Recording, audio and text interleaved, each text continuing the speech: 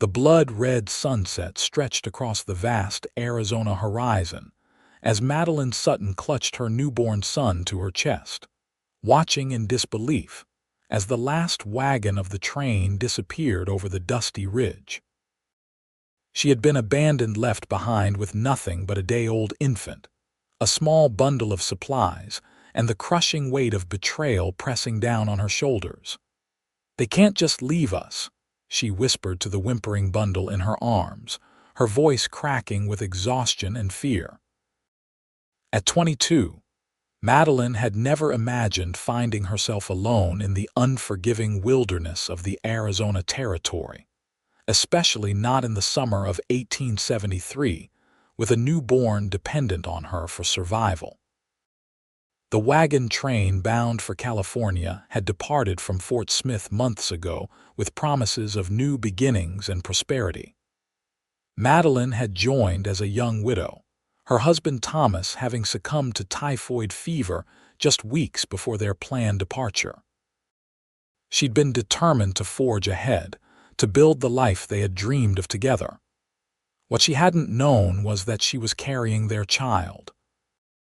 Her labor had come 2 weeks earlier than expected, right as the train was making its way through the harsh terrain outside of what the scouts called Gila City. The wagon master, a cold-eyed man named Reeves, had reluctantly agreed to stop for the birth, but made it clear they wouldn't wait long. "One day," he'd growled. "The desert don't show mercy to those who linger."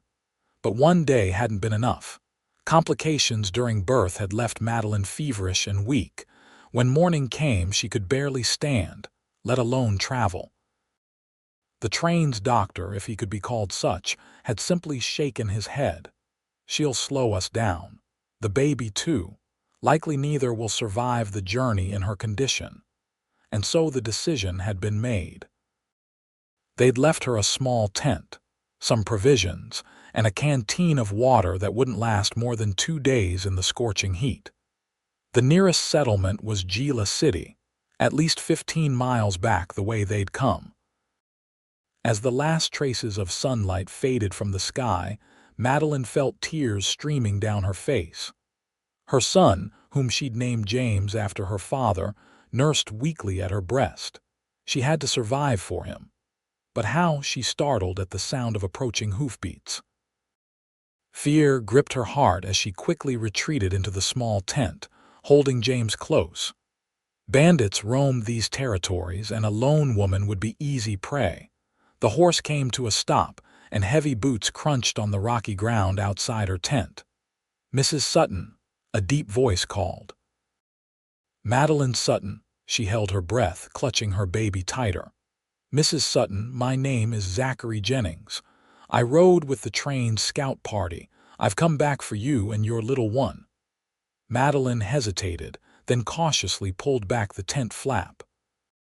The man standing before her was tall and broad-shouldered, with dark hair and eyes that caught the first glimmer of starlight. A worn leather hat sat atop his head, and a carefully trimmed beard shadowed his jawline. He couldn't have been more than 30, and despite his trail-worn appearance, there was something immediately trustworthy about his steady gaze. "Why?" she managed to ask. "Why would you come back when they left us to die?" Zachary Jennings removed his hat, revealing a shock of black hair with streaks of premature silver at the temples. "Because leaving a mother and newborn to the mercies of the desert ain't the kind of thing I can live with, madam." He knelt down to her level, keeping a respectful distance. "I've got a horse, supplies, and know the trail to Gila City. It won't be an easy journey, but it's your best chance." Madeline looked at the stranger's weathered face, trying to discern any hint of deception. "How do I know I can trust you, Mr. Jennings?" "You don't," he replied honestly. "But staying here means certain death for you both. I give you my word as a man who was raised right that no harm will come to you or your boy by my hand. I aim only to get you safely to town." James let out a small cry, and Madeline instinctively rocked him. The reality of their situation was undeniable. They needed help. "How soon can we leave?" she asked. "First light," Zachary answered. "You need rest, and traveling in the dark is too dangerous. I'll keep watch tonight."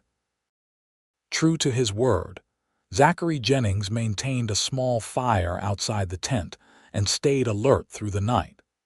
Madeline slept fitfully, waking frequently to feed James and strain her ears for any sign of betrayal from their unexpected guardian. But each time, she heard only the soft murmur of the man speaking gentle words to his horse, or the quiet whistle of a tune she didn't recognize.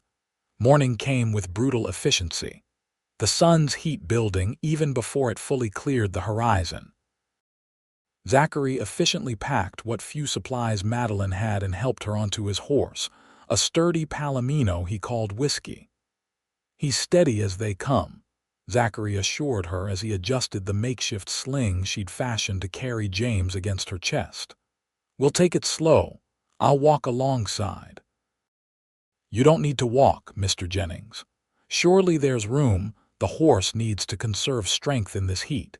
He's carrying the most precious cargo now." The sincerity in his voice silenced any further protest. They set out with the rising sun at their backs. Madeline, still weak from childbirth, found herself drifting in and out of consciousness as they traveled. Each time her eyes fluttered open, she saw Zachary leading the horse with careful steps, occasionally checking on her and offering water. "Why did you really come back for us?" she asked during one lucid moment, the question burning in her mind since his appearance. Zachary was quiet for so long that Madeline thought he might not answer. "I was born to a mother who wasn't married," he finally said, his voice low. "Back in Tennessee. She died bringing me into this world, alone except for a midwife who took pity on her. That woman raised me until I was old enough to work. I've seen what happens to those society deems disposable." He glanced up at her. "No one's disposable, Mrs. Sutton. Especially not a brave woman and her innocent child." The journey was arduous. By midday, the heat had become almost unbearable. Zachary found a small outcropping of rocks that provided meager shade, and they rested there for several hours. "We'll move again once the worst of the heat passes," he explained as he carefully helped Madeline down from Whiskey. "Gila City is still about 10 miles from here." As she sat in the shade, nursing James, Madeline studied her rescuer. Zachary moved with the easy confidence of a man accustomed to the harsh realities of frontier life. His hands were calloused but gentle as he tended to his horse and prepared a small meal from his provisions. "You mentioned you were with the scout party," she said. "Are you a scout yourself?" He shook his head. "No, madam. I'm what some might call a man of varied talents. I was hired on as extra protection for the train, but I've been a cowhand miner and even tried my hand at trapping for a spell." He offered her some jerky and hardtack. "None of it suited me quite right." "What does suit you, Mr. Jennings?" A half smile crossed his face. "Open sky, good horse, honest work." He looked at James, whose tiny fist had wrapped around Madeline's finger, and doing right when the opportunity presents itself. They resumed their journey in the late afternoon, the sun still punishing but less intense. Madeline found herself growing increasingly aware of Zachary's presence, the broad span of his shoulders, the careful way he selected their path, the low, soothing voice he used when speaking to both her and the horse.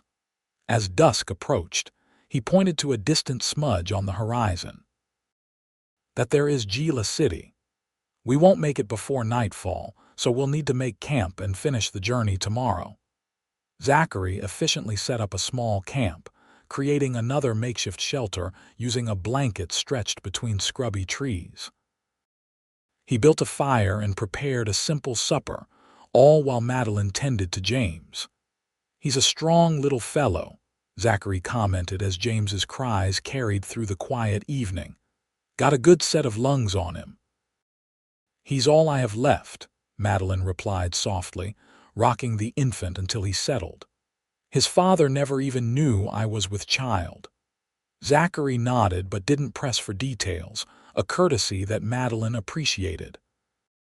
Instead, he shared stories of his travels through the territories, painting vivid pictures of mountains that touched the clouds and valleys so green they hurt the eyes.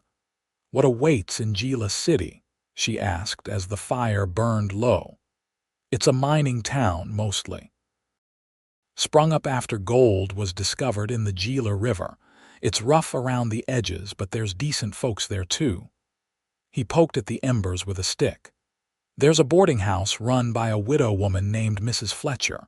She's stern but fair. Might be willing to take you in until you decide what comes next. And you? What comes next for you?"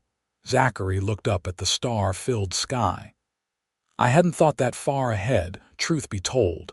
Just knew I needed to get you and the little one to safety." That night, as Madeline lay with James nestled against her, she found herself wondering about the man sleeping just outside their shelter. In the span of a day, Zachary Jennings had become their lifeline, a stranger who had chosen compassion when others had opted for convenience. Morning arrived with a piercing clarity, the landscape stretching vast and unforgiving around their small camp. Zachary was already awake, brewing coffee over a small fire. "How are you feeling today, Mrs. Sutton?" he asked, his voice tinged with genuine concern. "Better, I think," she replied, surprised to find it was true. Her body still ached, but the fever that had plagued her seemed to have broken during the night. They ate a quick breakfast before continuing their journey. As they approached Gila City, the scattered buildings growing more distinct with each passing hour, Madeline felt a strange reluctance taking hold. Once they reached the town, what then? Her plans had always involved California, not this dusty outpost in the Arizona territory. Gila City revealed itself to be little more than a collection of wooden structures clinging to existence in the harsh landscape. A main street cut through the center, lined with the essential businesses of frontier life: a general store, a saloon, a small hotel, and various other establishments catering to the miners and travelers passing through. Curious eyes tracked their progress as Zachary led whiskey down the main street, Madeline still perched atop the horse with James held close. She could read the questions in their gazes. Who was this woman, clearly recently delivered of a child, arriving with a lone cowboy? Zachary stopped in front of a two-story building with a sign declaring it Fletcher's boarding house. He helped Madeline down from whiskey, his hands strong and steady around her waist. "Wait here," he said. "Let me speak with Mrs. Fletcher first." Madeline nodded, suddenly afraid. What if there was no room? What if the woman refused to take in a strange woman with a newborn? Zachary disappeared inside, leaving Madeline standing in the dusty street with James and the horse. Minutes stretched like hours before the door opened again. A stout woman with iron-gray hair pulled into a severe bun emerged, her sharp eyes immediately finding Madeline. "So you're the one Mr. Jennings has been telling me about," she said, her voice neither warm nor cold. "Left behind by a wagon train with a newborn, were you?" "Yes, madam," Madeline replied, lifting her chin slightly. Mrs. Fletcher's expression softened marginally as her gaze fell on James. "Well, I suppose the Christian thing to do is to offer you shelter.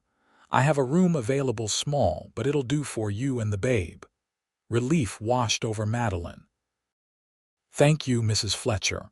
I'm afraid I don't have much in the way of payment at present, but Mr. Jennings has seen to that," the older woman interrupted. "He's paid for 2 weeks' board. After that, we'll need to come to an arrangement if you're to stay longer."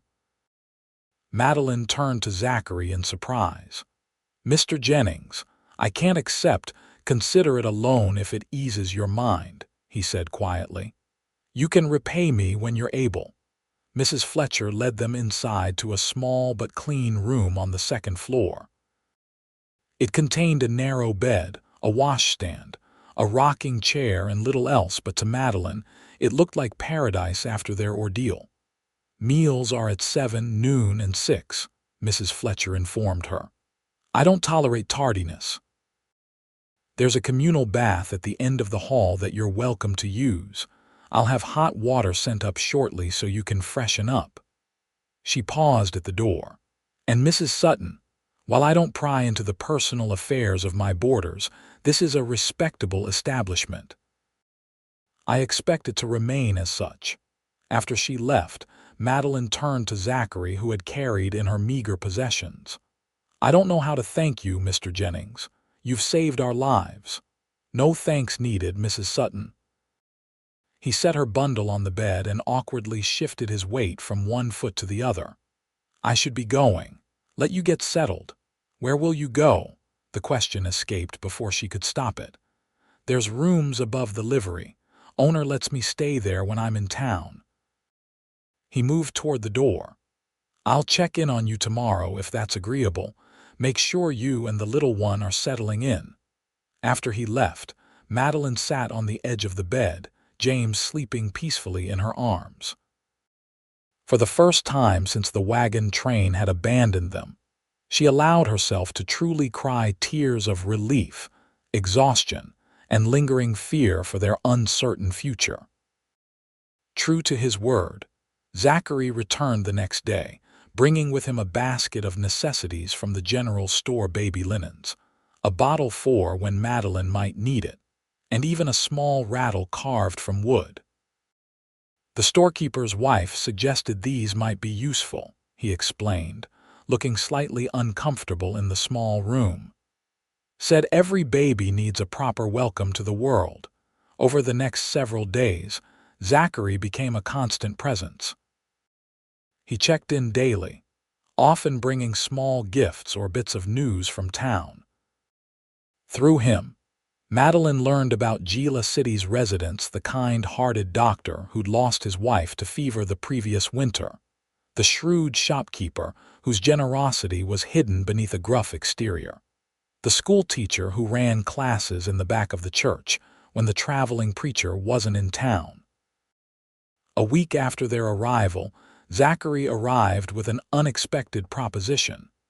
"Mrs. Fletcher mentioned you might be looking for work," he said as they sat in the small parlor of the boarding house. James was sleeping in Madeline's arms, his tiny features peaceful in repose. "I need to find something," she confirmed. "The 2 weeks you paid for will be up soon, and I can't impose on your generosity any further. There's a position available at the general store. Nothing glamorous, just minding the counter a few hours each day. The owner's wife, Mrs. Gardner, she's willing to let you bring the baby along." He hesitated. "I took the liberty of mentioning your situation to her." Madeline felt a flicker of embarrassment, then pushed it aside. Pride had no place in her current circumstances. "That's very kind of her, and of you to arrange it." "There's something else." Zachary removed his hat, turning it in his hands, a gesture she'd come to recognize as a sign of nervousness. "I've taken a job with the stage company. They need men to ride shotgun on the route between here and Tucson. It would mean being away for days at a time." "Oh." Madeline was surprised by the sharp disappointment she felt. "That sounds like a good opportunity for you." "It pays well," he agreed. "And it would give me a reason to stay in the area. I typically don't linger this long in one place." The implication hung between them that he had stayed because of her and James. The next morning, Madeline began her new position at Gardner's general store. Mrs. Gardner, a plump, cheerful woman with kind eyes, showed her the ropes while cooing over James. "My youngest is nearly grown now," she said wistfully as she watched Madeline settle the baby in a small basket behind the counter. "I miss having little ones about." The work was straightforward, helping customers find items, recording purchases in the ledger, and keeping the shelves tidy. Mrs. Gardner had set up a small area in the back room where Madeline could nurse James in privacy when needed.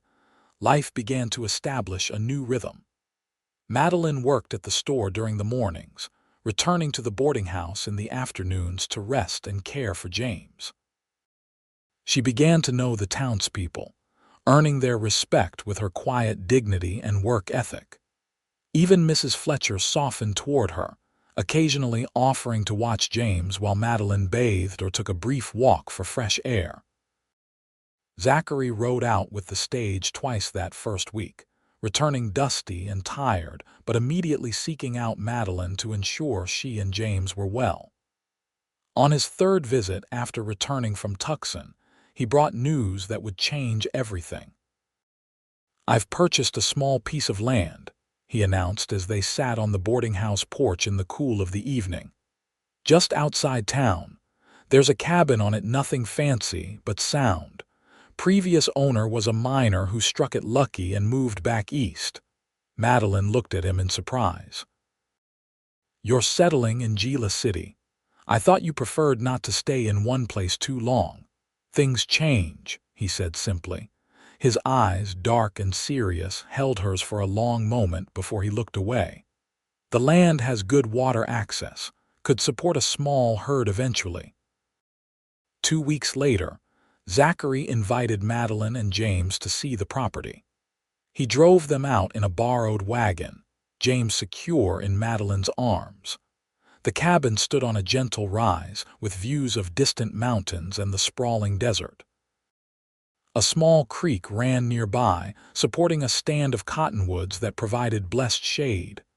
"It's beautiful," Madeline said honestly, taking in the rough but solidly built cabin and the surrounding landscape. "It needs work," Zachary admitted, "but it has potential." He showed her the interior, 2 rooms with a stone fireplace dividing them, simple furnishings left by the previous owner and windows that caught the morning light. "I thought perhaps," he began, then stopped, clearing his throat. "That is, I wondered if you might consider a proposition." Madeline felt her heart quicken.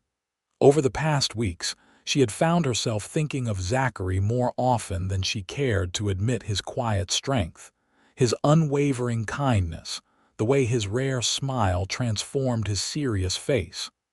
"What sort of proposition, Mr. Jennings?" "I've spoken with Reverend Miller. He'll be coming through town next week." Zachary removed his hat, a now familiar gesture of nervousness. "Mrs. Sutton, Madeline, I know this may seem sudden, but I'd like to offer you and James a proper home as my wife."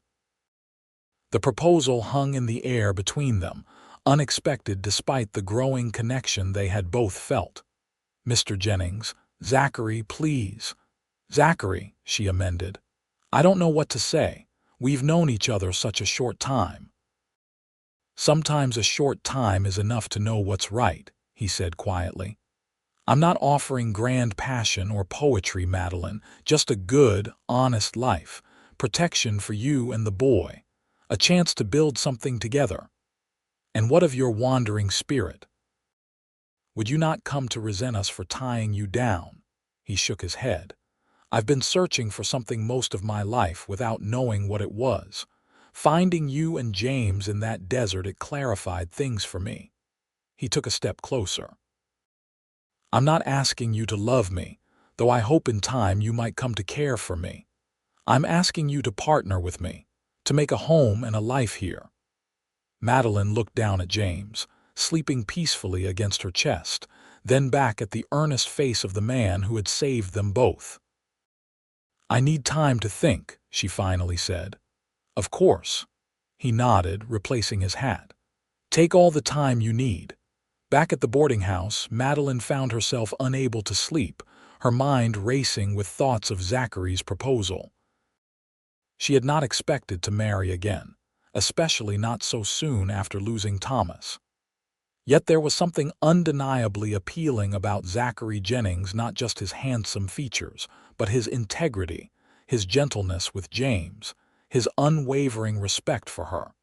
The next morning brought clarity. As she nursed James in the early light, Watching his tiny face as he fed, Madeline knew what her answer would be. This child deserved a father, a stable home, and the protection that Zachary offered.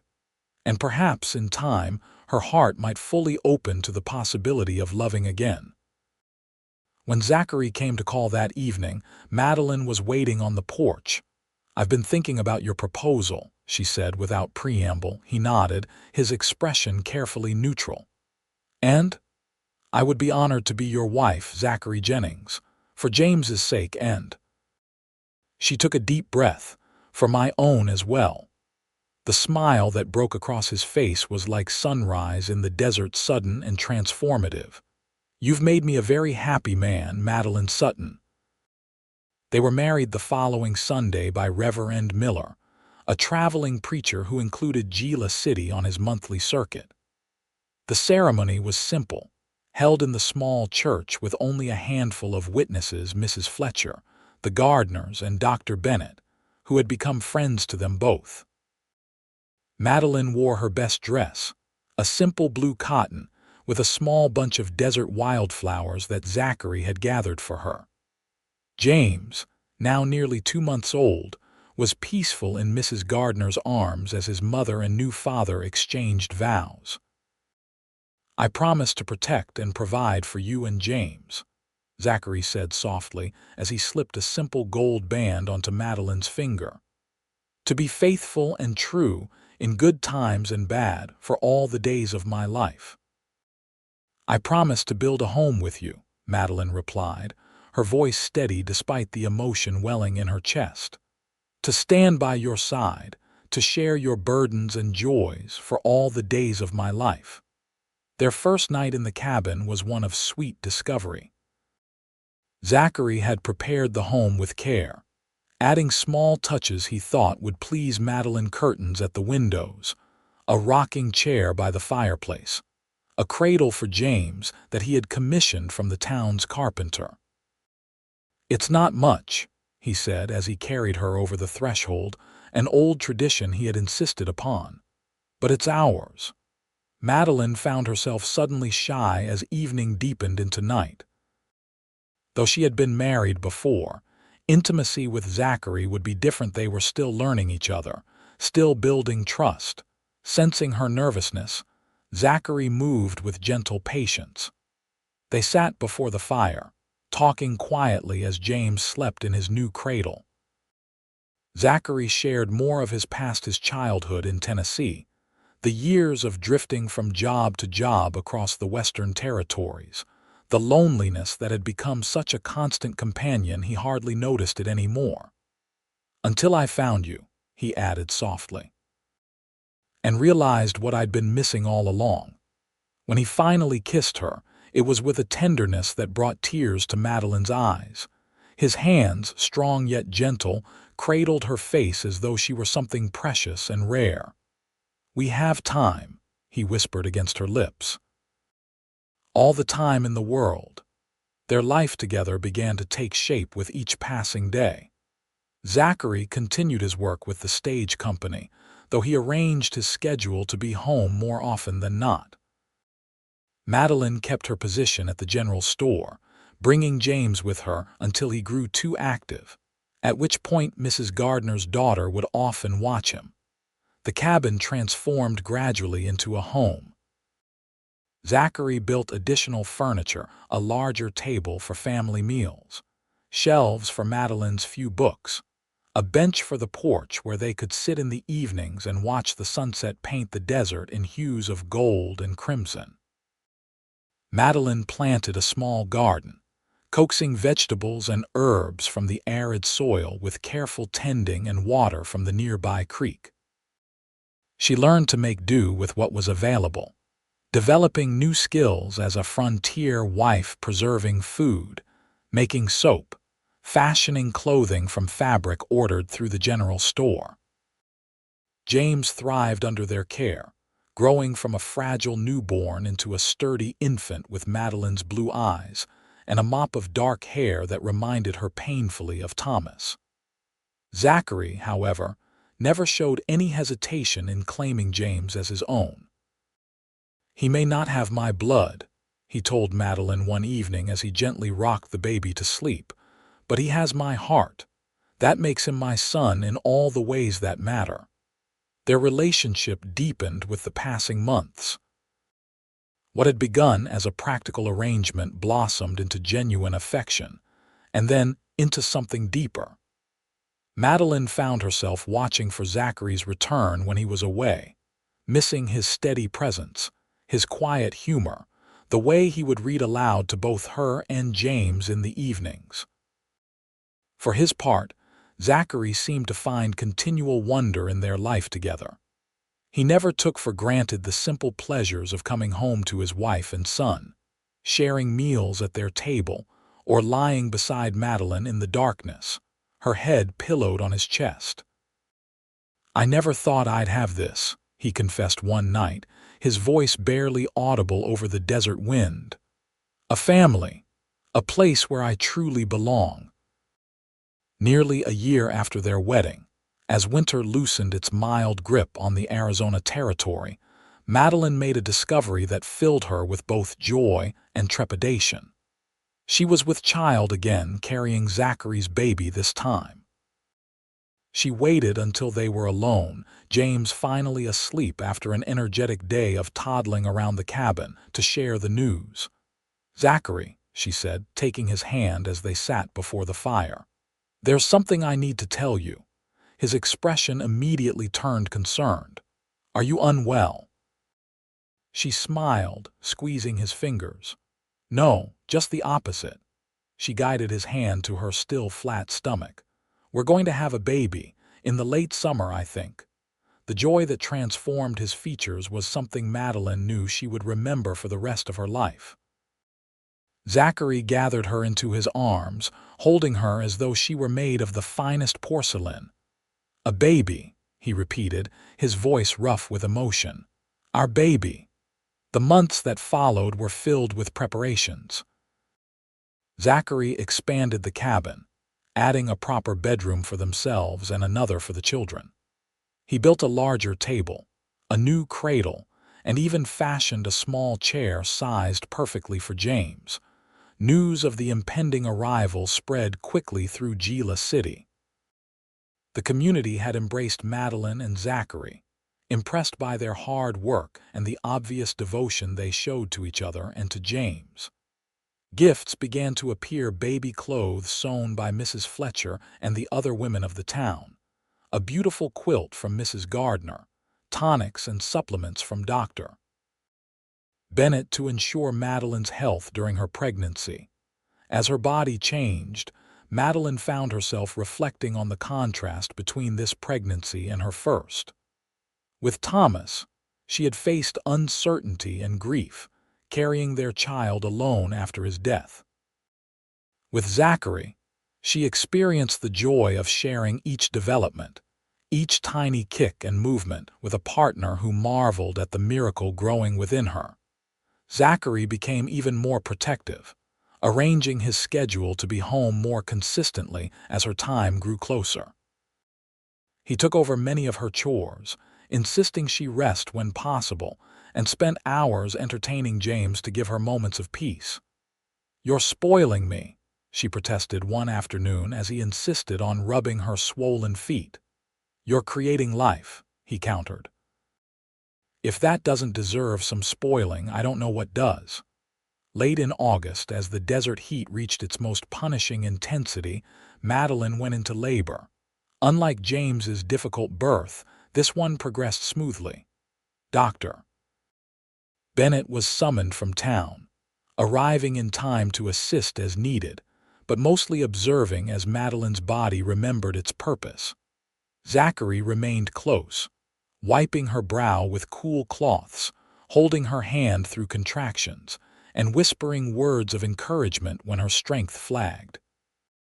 "You're the strongest woman I've ever known," he told her as the birth reached its most difficult phase. "You can do this, Madeline. I'm right here with you." Their daughter was born as the first light of dawn touched the eastern sky. She entered the world with a lusty cry that brought tears to Zachary's eyes as Dr. Bennett placed the squirming, red-faced infant in Madeline's arms. "She's perfect," Zachary whispered, one finger gently tracing the baby's tiny features. "Just like her mother."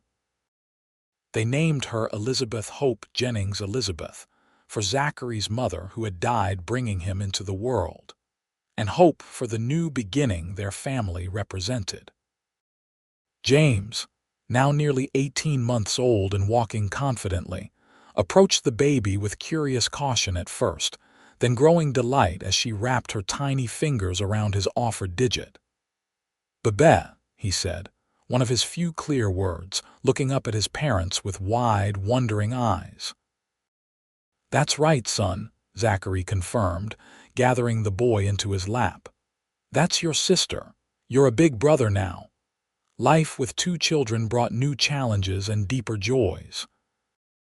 Nights were often interrupted by Elizabeth's hungry cries, days filled with James's boundless energy and increasing vocabulary.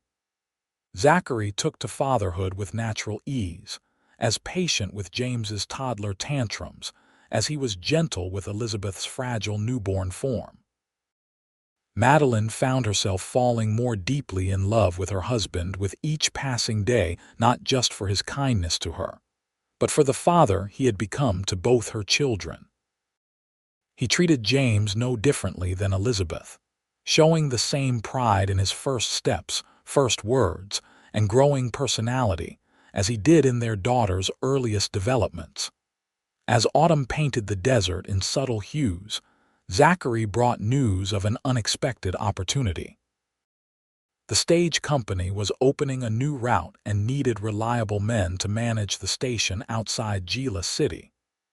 "It would mean regular hours," he explained as they sat on the porch one evening, Elizabeth nursing at Madeline's breast while James played with wooden blocks at their feet. "No more long trips away. Better pay too." "It sounds perfect," Madeline said, reaching for his hand. "But would you be happy with it? You've always valued your freedom." Zachary's gaze moved from her face to James, then to the tiny bundle in her arms. "My definition of freedom has changed," he said thoughtfully. "Once it meant answering to no one, going wherever the wind took me. Now," he squeezed her fingers, "now freedom means this: the space to love you all properly, to watch our children grow, to build something lasting." The stage company's offer came with another benefit, a larger house closer to town that had been built for the previous station manager. It had 4 proper rooms, a real kitchen with a cast iron stove, and enough land for Zachary to start the small cattle operation he had been planning. They moved just before winter set in, James excitedly exploring every corner of their new home while Elizabeth, now nearly 3 months old, observed the commotion from the safety of her cradle. That Christmas was the first real celebration they had as a family. Zachary cut a small pine from the higher elevations and brought it home, delighting James with its fragrant presence in their front room. Madeline baked treats with precious sugar and spices saved for the occasion, while Zachary carved simple toys for the children, a horse on wheels for James, a rattle for Elizabeth. On Christmas Eve, after the children were asleep, they exchanged their own gifts. Madeline had secretly sewn Zachary a new shirt, embroidering his initials on the cuff with careful stitches. He presented her with a small wooden box he had crafted, its lid inlaid with a delicate pattern of stars. "Open it," he urged. Inside lay a silver locket on a fine chain.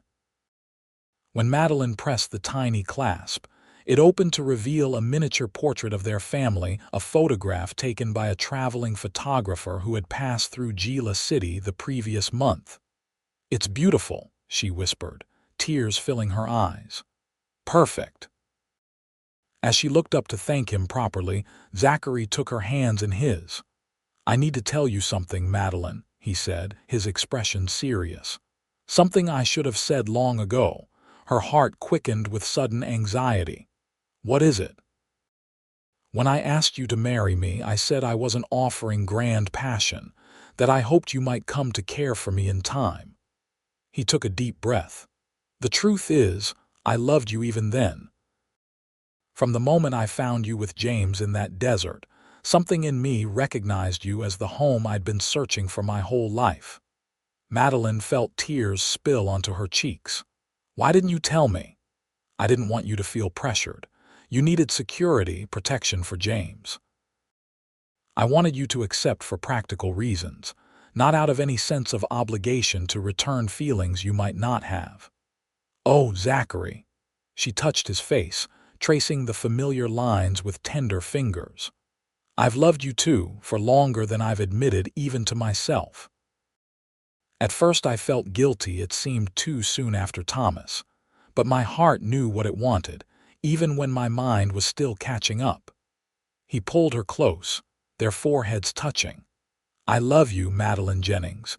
You and our children are the greatest blessing I never dared hope for. And I love you, Zachary Jennings, the man who came back for us when everyone else left us behind." Their kiss was sweet with the promise of all the years stretching before them, years that would bring more children, challenges, joys, and the deep contentment of a love that had begun in the most unlikely circumstances. As the years passed, their family grew. After Elizabeth came Michael, born in the spring of 1876, and then twins Sarah and Samuel in the winter of 1878. James, growing into a thoughtful young man with his mother's gentle nature and his adoptive father's sense of justice, took to his role as eldest with natural leadership. The stage station prospered under Zachary's management, and their small herd of cattle expanded into a respectable ranching operation. Madeline, with her knack for organization and figures, kept the books for both businesses while managing their growing household. Gila City itself changed with the passing years. The discovery of more substantial gold deposits brought increased population, new businesses, and eventually a railroad spur that connected the once isolated community to the wider world. Through it all, Zachary and Madeline remained anchors for each other, partners in the truest sense. The bond that had formed in those early days of desperate need had transformed into something enduring and profound, a love story that became something of a legend in the community. On their 10th wedding anniversary, as they sat on the porch of their home watching their children play in the yard, Zachary took Madeline's hand, his thumb brushing over the simple gold band he had placed there a decade earlier. "Do you ever think about what might have happened if I hadn't come back for you and James that day?" he asked quietly. Madeline leaned her head against his shoulder, watching as their eldest son, now almost 11, helped little Sarah up after a tumble. "Sometimes," she admitted. "But then I look at our life, our children, and I'm simply grateful that you did." Zachary pressed a kiss to her temple. "Best decision I ever made." "For me as well," she replied softly. "You saved us in more ways than one that day." As the sun set over the Arizona desert, painting the sky in brilliant hues of orange and pink, Madeline reflected on the journey that had brought them here. From abandonment and desperation to love and prosperity, a path that had begun with a single act of compassion when a cowboy had come back for a woman and her newborn child left behind by a wagon train. Their story, like the West itself, was one of hardship transformed by determination, courage, and the unyielding power of love to build something beautiful in the most unforgiving of landscapes. And as Zachary's arm tightened around her shoulders, Madeline knew with absolute certainty that she was exactly where she was meant to be, home, in every sense of the word. Years continued to pass, bringing changes both expected and surprising. James, at 16, began riding as an assistant to Zachary at the stage station, showing his father's aptitude for horses and his mother's head for details. Elizabeth, now 14, revealed a talent for teaching as she helped younger children with their lessons at the schoolhouse that had been built in Gila City's growing center. The twins, Sarah and Samuel, were inseparable bundles of energy at 7, while Michael at 9 had developed a fascination with medicine after Dr. Bennett allowed him to observe the setting of a broken arm. In the spring of 1885, unexpected news arrived in the form of a letter addressed to Madeline. The postmark was from California, the sender unknown to her. As she broke the seal and unfolded the paper, her hands trembled slightly. "What is it?" Zachary asked, noticing her expression as she read. "It's from a lawyer in Sacramento," she said, her voice hushed with disbelief. "Regarding the estate of Edward Reeves." "Reeves?" "The wagon master." Zachary moved to her side, his brow furrowed. Madeline nodded, continuing to scan the formal language of the letter. "He died 3 months ago. Apparently he left instructions with his lawyer to find me." Her voice caught. "He left money in trust for James, a substantial amount." "Why would he do that?" Zachary wondered aloud. "After leaving you both to die, he says." Madeline paused, reading directly from the letter. "In recognition of the grievous error in judgment I made in abandoning Mrs. Sutton and her infant son, and in hopes of making what amends are possible, I leave the sum of $5,000 to be held in trust for the boy until his 21st birthday." She looked up at Zachary, her eyes wide. "There's more. He writes that he has been haunted by his decision all these years, that he tried to find us several times but couldn't trace what had happened after we were left behind." Zachary's expression was complex, a mixture of lingering anger at the man who had endangered his wife and son, and grudging respect for the attempt, however late, to make amends. "What will you tell James?" he asked finally. Madeline carefully refolded the letter. "The truth. That the man who once made a terrible decision tried, in the end, to make it right, and that sometimes our worst moments don't have to define us forever." When James was told of the unexpected inheritance, he received the news with the thoughtful maturity that characterized him even at 16. "It doesn't change anything," he said firmly. "You're my father, Pa, the only one I've ever known or needed." Zachary, his throat tight with emotion, pulled the young man into a fierce embrace. "I'm proud of you, son, prouder than I could ever say."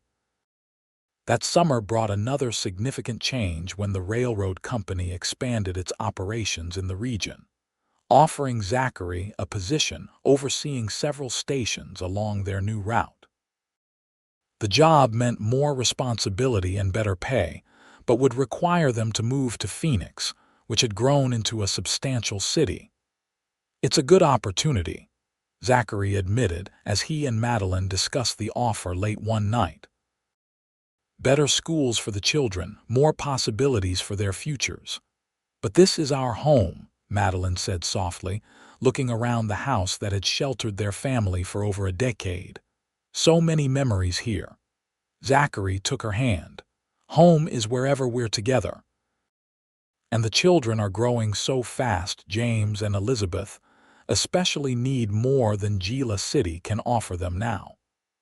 After much consideration and family discussion, they decided to accept the position. The move to Phoenix was bittersweet, filled with tearful goodbyes to friends who had become like family over the years. Mrs. Fletcher, now in her 70s but still running her boarding house with iron efficiency, embraced Madeline tightly. "Who would have thought that frightened young woman with a newborn would become the backbone of this community?" she said, uncharacteristic tears in her eyes. "You'll be sorely missed, my dear." Their new home in Phoenix was larger and more modern, with gas lighting and indoor plumbing that delighted the children.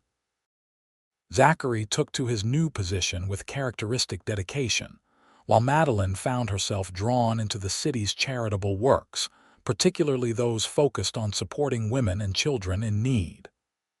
"I remember what it was like," she explained to Zachary when she joined the Ladies' Aid Society. To be alone with a child, uncertain of the future. If I can help even one woman find her footing the way I was helped, it's worth whatever time it takes. As Phoenix grew around them, so did their family's opportunities. James, with the combination of his inheritance and his own hard work, was able to attend university in California, studying engineering. Elizabeth became a teacher, her gentle patience and sharp mind making her beloved by her students. Michael, true to his childhood interest, apprenticed with a doctor and eventually attended medical school in Chicago. The twins found their own path, Samuel following his father into the railroad business, while Sarah revealed a talent for writing that led to a position with the local newspaper. Through all the changes and growth, Zachary and Madeline's relationship remained the steady center of their family. The passion that had grown between them never dimmed, but rather deepened with shared experiences, challenges overcome together, and the joy of watching their children become the people they were meant to be. In 1898, 25 years after Zachary had found Madeline and James abandoned in the desert, their children arranged a celebration of their silver wedding anniversary. Family and old friends gathered in Phoenix, including some who had traveled from as far as Gila City for the occasion. During the festivities, James, now a successful engineer with a family of his own, raised his glass in a toast to his parents. 25 years ago, my mother and I were alone in the wilderness, our prospects grim at best, he began, his voice steady but filled with emotion. Then a man who owed us nothing, who could have continued on his way without consequence, chose instead to turn back, to risk his own safety for the sake of a woman and child he barely knew. James's gaze moved to Zachary, who stood with his arm around Madeline's waist. That decision not only saved our lives, but created this family, my brothers and sisters, my own children, and all the lives we've touched because we were given the chance to live ours fully. He raised his glass higher. To my parents, whose love story began with an act of courage and compassion in the desert, and whose example has taught us all what it means to live with integrity, purpose, and unwavering love. As glasses clinked and congratulations were offered, Zachary led Madeline onto the small dance floor that had been created in their garden. Despite his 60 years, he moved with the same fluid grace that had always characterized him, holding her as though she were the most precious thing in his world. 25 years, he murmured as they swayed to the music provided by a small ensemble. Sometimes it feels like yesterday that I found you in that tent, fierce as a mama bear protecting her cub. Madeline laughed softly, her head resting against his shoulder. At 57, her hair had threads of silver running through the brown, and fine lines marked the corners of her eyes. But to Zachary, she was as beautiful as she had been that first day. And sometimes, she replied, it feels as though I've loved you for every moment of my life, with no beginning and no end to it. Later that night, as the last guests departed, and their children saw to the cleanup despite Madeline's protests, Zachary led his wife to the bench swing he had built in a quiet corner of their garden, beneath a flowering desert willow. I have something for you, he said, reaching into his pocket. A small token of 25 extraordinary years. He placed a small box in her hand. Inside was a ring, a delicate band of gold set with small diamonds that caught the moonlight. Zachary, she breathed, touching it with reverent fingers. It's beautiful. Not half as beautiful as you. He took the ring and slipped it onto her finger, alongside the simple wedding band she had worn for a quarter century. I promised you a good, honest life when I asked you to marry me. I hope I've kept that promise. You've given me far more than that, Madeline said, framing his face with her hands. "You've given me love beyond anything I could have imagined, a family that fills my heart to bursting, and the certainty that no matter what challenges come our way, we'll face them together." As the desert night wrapped around them, stars scattered like diamonds across the vast Arizona sky. They shared a kiss as sweet and promising as their first had been. Their journey from that desperate meeting in the wilderness to this moment of celebration surrounded by the family they had built together was the story they had written with every choice, every sacrifice, every moment of joy and sorrow shared. It was a story that would continue through their children and grandchildren, a legacy of love that had begun with a simple act of human decency when a cowboy had come back for a woman and her newborn child left behind by a wagon train. And in that legacy lay the greatest truth they had discovered together, that sometimes the most beautiful destinations can only be reached by the most unexpected paths.